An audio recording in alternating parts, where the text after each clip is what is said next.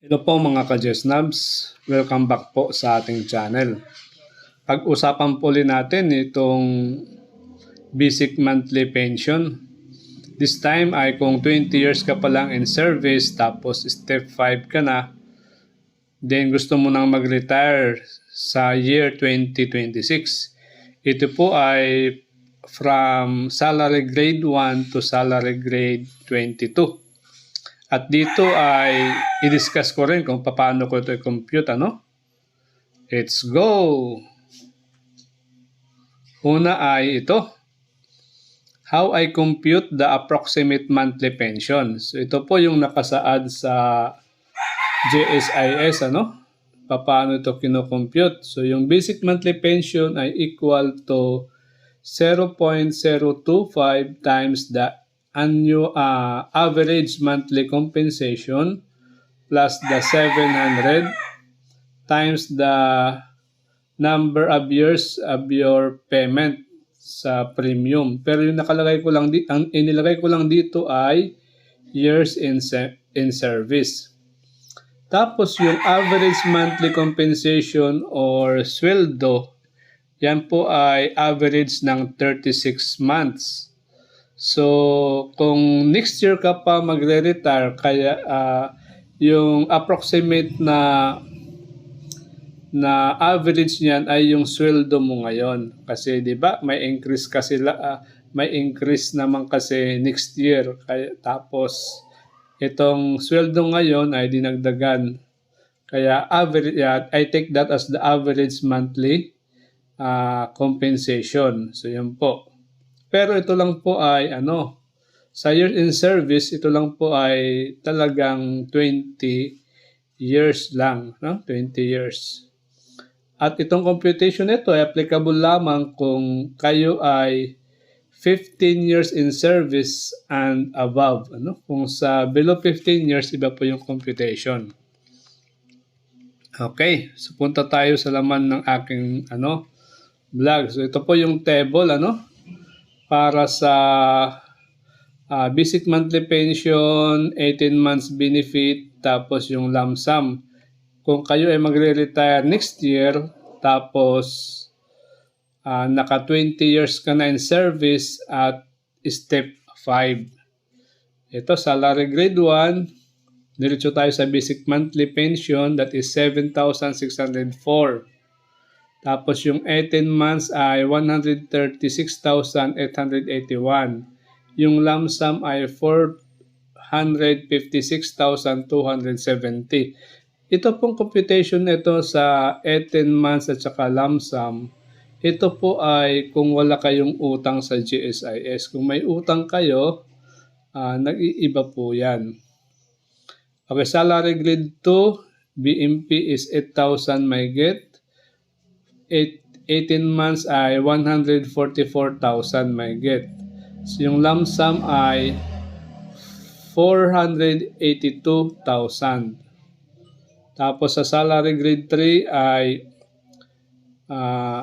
basic monthly pension ay 8,513.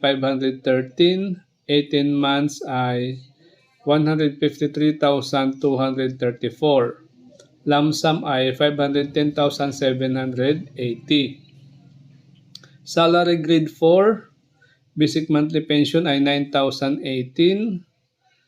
18 months ay 162,333. Lump sum ay 541,110. Salary grade 5, 18,400, sa basic salary yon. Sa basic monthly pension ay 9,550. 18 months, 171,909. Lump sum ay 573,030. Salary grade 6, basic monthly pension 10,113. 18 months ay 182,034. Lump sum ay 606,780. Salary grade 7, basic monthly pension ay 10,705. 18 months ay 192,699. Lump sum ay 604,000 42,330. Salary grade 8, basic monthly pension ay 11,467. 18 months ay 206,406. Lump sum ay 688,020. Salary grade 9, basic monthly pension ay 12,339. 18 months ay 222,102. Lump sum ay 740,340. Salary grade 10, BMP or basic monthly pension ay 13,556. 18 months ay 244,008 pesos. Lump sum ay 813,360. Ulitin ko po, ito lang po ay approximate. Nagbabago po yan dahil minsan pag tayo ay 20 years in service na, pero yung palang payments natin ay hindi umabot ng 20 years. Kaya lumiliit. Okay? Punta naman tayo sa mga salary grade 11 to 18. No? Dito yung mga teachers dito karamihan. Say salary grade 11 in 20 years, tapos step 5 ka, mag-retire ka next year. Ito po yung basic monthly pension nyo. 15,942, 18 months, 286,965.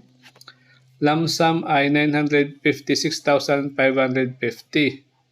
Salary grade 12, 17,051. 18 months, 306,927. Lump sum ay 1,023,090 pesos. Salary grade 13. By the way, yung 11 ay teacher 1, 12 ay teacher 2, 13 ay teacher 3. So sa salary grade 13, BMP ay 18,197. 18 months ay 327,546. Lump sum ay 1,091,820.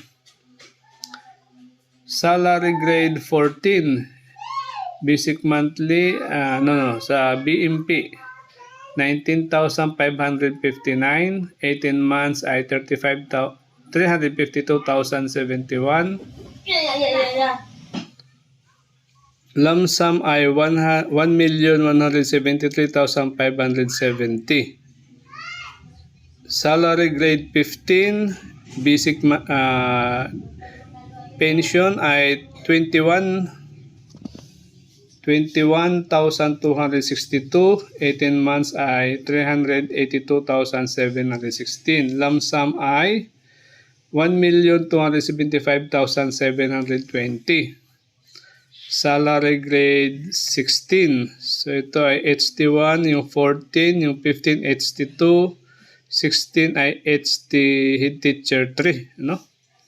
Sa Head Teacher 3, BMP ay 23,019. 18 months ay 414,342. Lump sum ay 1,381,140. Salary grade 17. Pension ay 24,951. 18 months ay 449,127. Lump sum ay 1,497,090.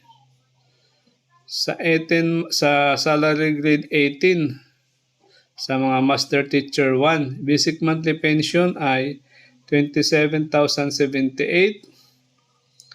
18 months ay 487,400.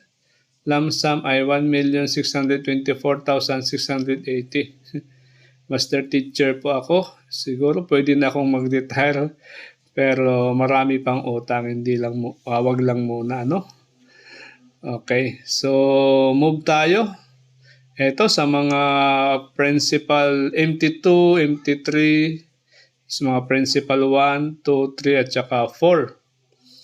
Okay, sa basic salary, sa salary grade 19, sa principal, pension niya sa 20 years in service, salary grade 19, step 5 ay 29,726. 18 months ay 535,077. Lump sum niya ay 1,783,590. Salary grade 20, monthly pension ay 33,628. 18 months ay 605,313. Lump sum ay 2,017,710. Salary grade 21, pension niya ay 37,380. 18 months ay 672,849. Lump sum ay 2,242,830. Salary grade 22, basic sa pension ay 41,717. 18 months 750,915. Lump sum ay 2,503,050. So nako, ang gara ng buhay pag ganito yung salary grade natin, pwede nang mag-retire. By the way, mga ka-Gisnabs, hanggang dito na lang po muna, Salamat po sa panonood. Kung di pa kayo nakasubscribe sa aking channel, paki-subscribe naman. Thank you po. Bye-bye.